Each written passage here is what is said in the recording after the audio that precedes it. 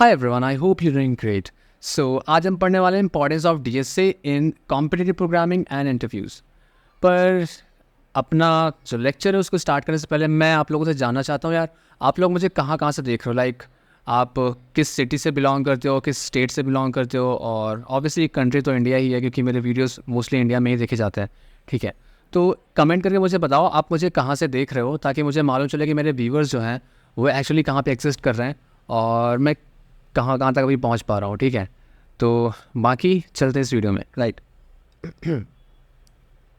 तो जैसे कि आप वीडियो में देख सकते हो कि आज हम पढ़ने वाले हैं कि importance of DSA in competitive programming and interviews. देखो, डीएसए एक ऐसी चीज़ है ना जिसको बहुत ज़्यादा ओवर हाइप किया गया है। पूरे इंटरनेट पे देखो, यूट्यूब पे देखो, किसी आप कॉलेज में एडमिशन लेते हो वहाँ पर भी आपको सुनने को मिलेगा डीएसए डीएसए डीएसए। तो काफ़ी ज़्यादा, मतलब अगर नाम है इसका मतलब यूज़ तो है ही उस हिसाब से, इसकी इम्पोर्टेंस भी उस हिसाब से है। तो किस तरीके से कंपनीज़ में, किस तरीके से कॉम्पिटिटिव प्रोग्रामिंग में, और हम जब किसी कंपनी में जॉब करने जाते हैं तो वहाँ पर हमारे सॉफ्टवेयर्स पर, हमारे सिस्टम पर किस तरीके से डीएसए यूज़ हो रही है, क्या उसकी इम्पोर्टेंस है, वो सारी चीज़ें आज हम यहाँ पे डिस्कस करने वाले हैं। और पूरा इन डेप्थ हम सारी चीज़ें देखेंगे, सारी चीज़ें जानेंगे।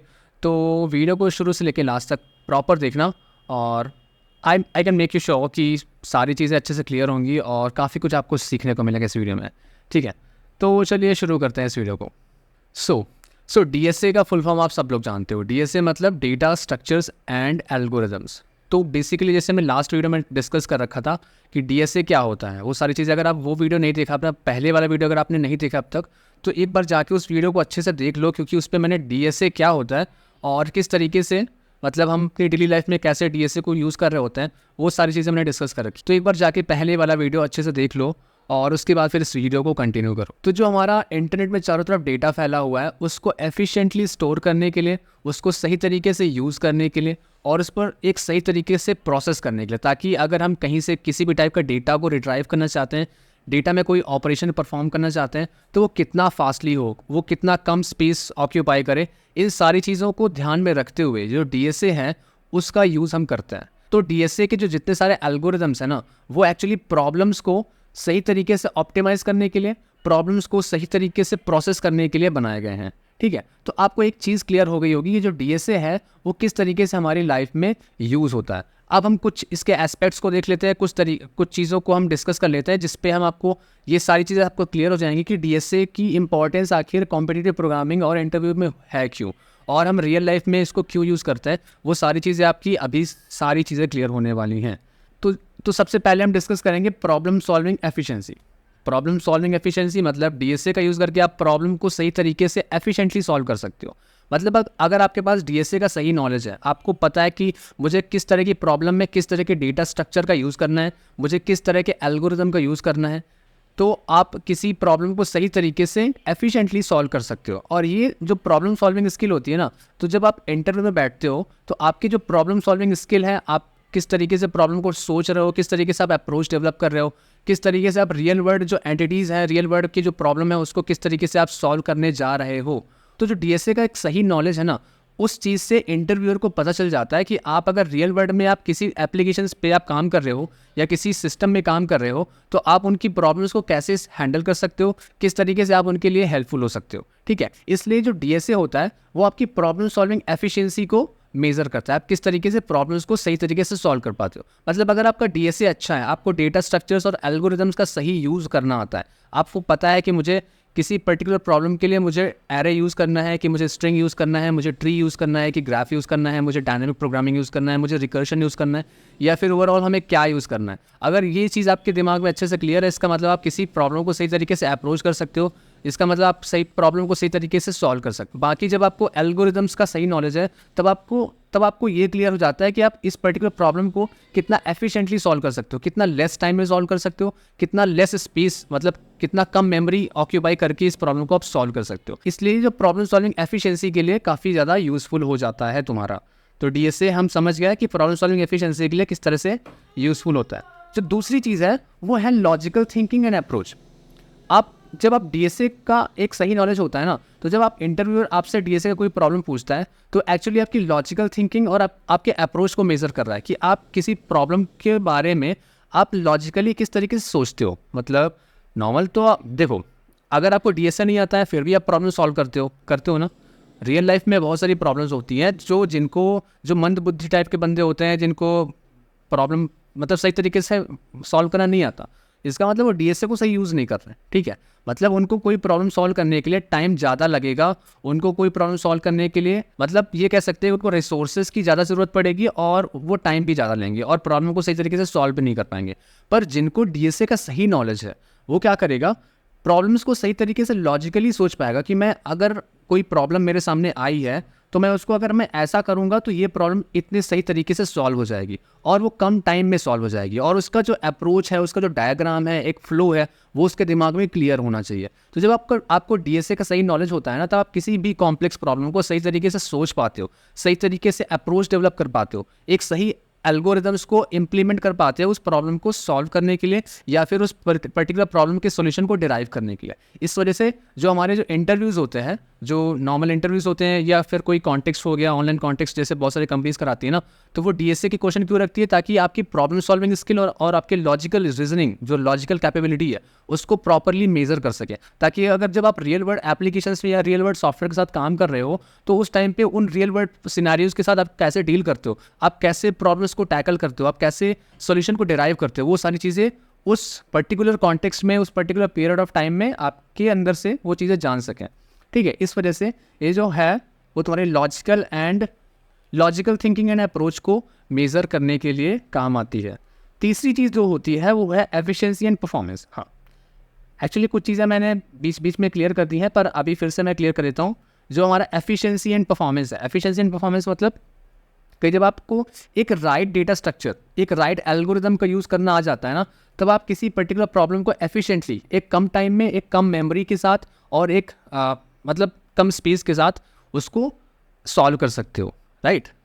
मतलब डीएसए का जो नॉलेज होता है, आपको अगर डीएसए का प्रॉपर नॉलेज है तो आपको ये पता लग गया ना कि मुझे यहाँ पे पर्टिकुलर एरे यूज़ करना है, कि मुझे यहाँ पे ग्राफ यूज़ करना है, कि मुझे ट्री यूज़ करना है, मुझे कौन सा एल्गोरिदम लगाना है, मुझे डीएफएस डेप्थ फर्स्ट सर्च लगाना है या मुझे ब्रेथ फर्स्ट सर्च लगाना है, मुझे लीनियर सर्च करना है, मुझे बाइनरी सर्च करना है। तो मतलब अगर आपको डीएसए का सही नॉलेज है तो आप प्रॉब्लम को एफिशिएंटली और कम मतलब एक अच्छी परफॉर्मेंस के साथ उसको सॉल्व कर सकते हो।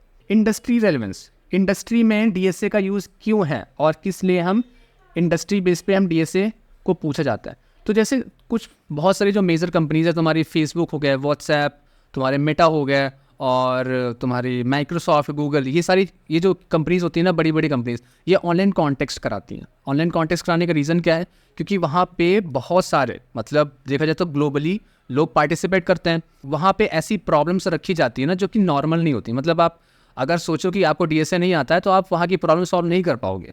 तो डीएसए का जब आपको एकदम अच्छा सा नॉलेज है, एक क्लैरिटी है कि हाँ डेटा स्ट्रक्चर्स को कैसे यूज़ करना है, आपको एल्गोरिदम्स का अच्छा खासा नॉलेज है, तो आप उस कॉन्टेक्स्ट में पार्टिसिपेट करने लायक हो जाते हो। और उस कॉन्टेक्स्ट में पार्टिसिपेट करके आप उसको मतलब जीत कैसे सकते हो, जब आपके पास एक अच्छी अंडरस्टैंडिंग है, जब आप प्रॉब्लम्स को सही तरीके से टैकल करना आता है, जब आप कम टाइम में किसी प्रॉब्लम को सही समय पे सही स्पेस कॉम्प्लेक्सिटी के साथ, सही टाइम कॉम्प्लेक्सिटी प्लस सही स्पेस कॉम्प्लेक्सिटी के साथ उस प्रॉब्लम को एफिशिएंटली सॉल्व कर सकते हो, तब आपके विनिंग चांसेस ज़्यादा हो जाते हैं। तो ऐसी कंपनीज जो होती है ना, जो ऑनलाइन कॉन्टेक्स्ट कराती हैं, वो आपके डीएसए को चेक करने के लिए करती हैं, ताकि अगर आपका डीएसए अच्छा है, मतलब वहाँ पे एक्चुअली बहुत एडवांस डीएसए की रिक्वायरमेंट होती है कि अगर आपका डीएसए बहुत ज़्यादा अच्छा है, आपकी प्रॉब्लम सॉल्विंग स्किल बहुत ज़्यादा अच्छी है, तो फिर वहाँ से आप किसी उन कंपनीज़ में इंटर्नशिप करने का चांस मिल सकता है, या फिर फुल टाइम का ऑफर मिल सकता है, या फिर आप वहाँ पे कोई प्राइज़ जीत सकते हो, कपड़े वगैरह भी मिलते हैं।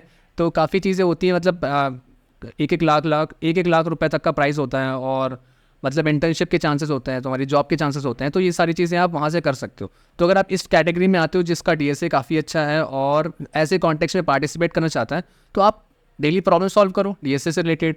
तो जो कंपनीज होती है ना, वो एक्चुअली रियल वर्ल्ड सिनेरियोज पे, जो रियल वर्ल्ड का जो डेटा है उस बेसिस पे वो प्रॉब्लम्स रखते हैं, और जब उन प्रॉब्लम्स को आप सही तरीके से सॉल्व करते हो ना, सही डीएसए का यूज़ करके सॉल्व करते हो ना, तब वो बेसिकली क्या करते हैं, आपको शॉर्टलिस्ट कर देते हैं और आपको उसके हिसाब से आप कॉन्टेक्स्ट जीतते हो। तो इंडस्ट्री रिलेवेंस इस तरीके से। बाकी जो नॉर्मल छोटी मोटी कंपनीज होती हैं जो कि इंटरव्यूज में डीएसए क्वेश्चन पूछते हैं, वो इसलिए पूछते हैं ताकि अगर आप उनको पता है कि मेरी कंपनी में इस टाइप के प्रोजेक्ट हैं, और अगर तुम्हें ये पर्टिकुलर डेटा स्ट्रक्चर आता है, कुछ कंपनियाँ होती हैं जो नॉर्मल डेटा स्ट्रक्चर्स ही पूछते हैं, जैसे मोस्टली पूछती हैं तुम्हारी एरेज पूछती हैं, स्ट्रिंग और एरेस पूछ लिया, स्ट्रिंग पूछ लिया, क्यू, स्टैक और थोड़ा बहुत ट्री का पूछ लिया, लिंक लिस्ट वाला पूछ लिया। तो ये पोर्शंस के क्वेश्चन क्यों पूछता है? क्योंकि उनको पता है कि अगर हमारे जो कंपनी है, हमारे कंपनी में जो प्रोजेक्ट रनिंग में है, उन पे बेसिकली मोस्टली ऐसे ही डेटा स्ट्रक्चर्स का यूज़ हो रहा है।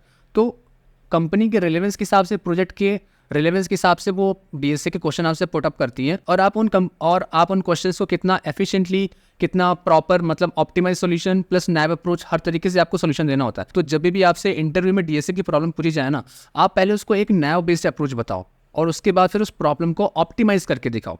इससे ये इम्पैक्ट पड़ता है कि इंटरव्यूअर को पता चलता है कि आप प्रॉब्लम को पहले ऐसे सोचते हो, उसके बाद फिर उसके राइट सॉल्यूशन या फिर ऑप्टिमाइज सॉल्यूशन को डिराइव करते हो, ना कि डायरेक्टली आप ऑप्टिमाइज पे कूद जाते हो। डायरेक्टली कूदने का मतलब क्या होता है कि या तो आप एक बार पूछ लो कि क्या मैं डायरेक्टली ऑप्टिमाइज सॉल्यूशन इसका लिखूं या फिर पहले नया बेस्ट अप्रोच लिखूं, ठीक है। अगर आपसे डायरेक्टली ऑप्टिमाइज लिखने को बोलता है तो आप डायरेक्टली ऑप्टिमाइज लिखो, अदरवाइज पहले आप उसको नया बेस्ड सॉल्यूशन दो, फिर ऑप्टिमाइज दो, ताकि सामने वाले को समझ में आ जाए, इंटरव्यू को समझ में आ जाए कि हाँ, आपको सही तरीके से सॉल्यूशन डिराइव करना आता है, ना कि आप रट के आए हो। ओके, तो इस तरह से इंडस्ट्री में जो हमारा डीएसए की इंपॉर्टेंस है ना, इस तरह से बढ़ जाती है। डिस्कस करते हैं कुछ और चीज़ें। तो जब आपका डीएसए स्ट्रांग होता है ना, तो आप इसके advance topics like graph theory, dynamic programming और कंप्यूटेशनल ज्योमेट्री, ये मोस्टली कॉम्पिटिशन्स में पूछे जाते हैं। तो जब तक आपका डीएसए अच्छा नहीं होता ना, तब तक आप इन एडवांस टॉपिक्स को पढ़ नहीं सकते, समझ नहीं सकते। इस वजह से हमें डीएसए को पढ़ना पड़ता है सबसे पहले, उसके बाद फिर हम एडवांस टॉपिक्स जो हमारे एडवांस टॉपिक्स है, लाइक जैसे मैं बता रखा है, ग्राफ थ्योरी, डायनामिक प्रोग्रामिंग और कंप्यूटेशनल ज्योमेट्री, जो कि मोस्टली कॉम्पिटिशन से पूछा जाता है, ठीक है।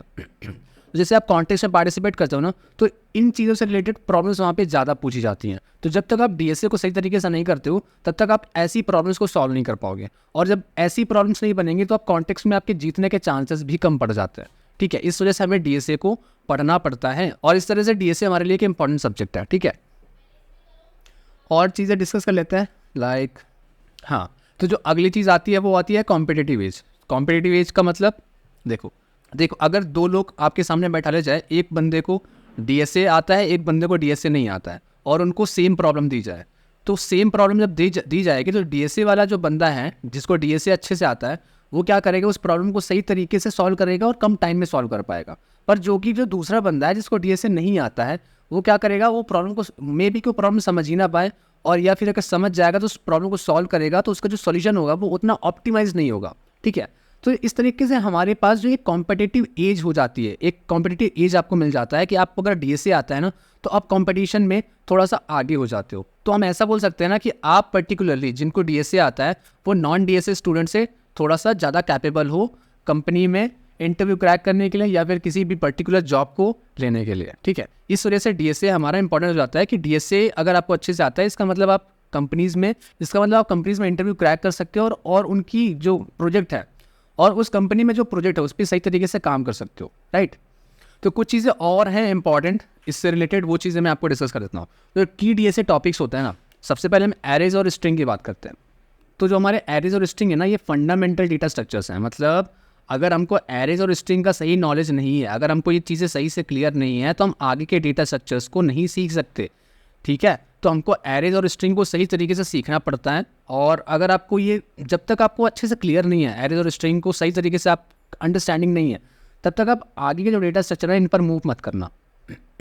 सबसे पहले हमें एरेज और स्ट्रिंग सही से क्लियर होने चाहिए, तभी जाके हम दूसरे डेटा स्ट्रक्चर्स को अच्छे से सीख सकते हैं, ठीक है। तो लिंक लिस्ट क्यों पढ़ते हैं? Link list is crucial for memory efficient solutions, इस वजह से हमें लिंक लिस्ट पढ़ना होता है। Stack and queues are useful in parsing problems, recursion and backtracking. तो ये सारी चीज़ें क्या होती हैं, कैसे यूज़ करते हैं, ये सारी चीज़ें हम वन बाय वन आगे के वीडियोस में हम क्लियर करेंगे। अभी के टाइम पे ये समझ जाओ कि जो डिफरेंट डेटा स्ट्रक्चर्स होते हैं ना, उनका किस तरीके से यूज़ होता है और हम उनको क्यों पढ़ते हैं, ठीक है। आपको क्लियर कट आइडिया लग गया होगा कि जो हमारे एरेस और स्ट्रिंग डेटा स्ट्रक्चर हैं वो फंडामेंटल डेटा स्ट्रक्चर्स हैं। Link list crucial for memory efficient solutions, ठीक है। Stack and queues useful in parsing problem, recursion and backtracking. Trees and graphs essential for hierarchical and networked data. Dynamic programming a must for solving optimized problems. मतलब जब हम किसी problem को optimise करना चाहते हैं, जहाँ पे हम रिपीटेशंस को रिमूव करना चाहते हैं, जहाँ पे हम प्रॉब्लम को एफिशिएंटली सॉल्व करना चाहते हैं, वहाँ पे हम डीपी का यूज़ करते हैं, डायनामिक प्रोग्रामिंग। जहाँ पे कोई रिपीटेटिव टास्क हो रहा है ना, उसको रिमूव करने के लिए हम डीपी का यूज़ करते हैं। Sorting and searching algorithm common in interviews in and competitive problems. हाँ, सॉर्टिंग और सर्चिंग एल्गोरिथम इंटरव्यूज में बहुत पूछा जाता है, इस वजह से इन चीज़ों को भी हमें अच्छे से पढ़ना होता है। Hashing for fast access to data and solving problems like anagrams और डुप्लीकेट्स। तो आपको क्लियर कट आइडिया लग गया होगा ये जो डिफरेंट डेटा स्ट्रक्चर्स हैं उनका क्या इंपॉर्टेंस है, किस लिए पढ़ते हैं, कहाँ कहाँ पे यूज़ होता है, वो सारी चीज़ें आपको मैंने यहाँ पे क्लियर कर दी। ठीक है, तो अभी भी अगर कोई डाउट है डेटा स्ट्रक्चर से रिलेटेड कि हम क्यों पढ़ते हैं, इंटरव्यू में क्या इंपॉर्टेंस है इसकी, वो सारी चीज़ें मैंने क्लियर कर दी।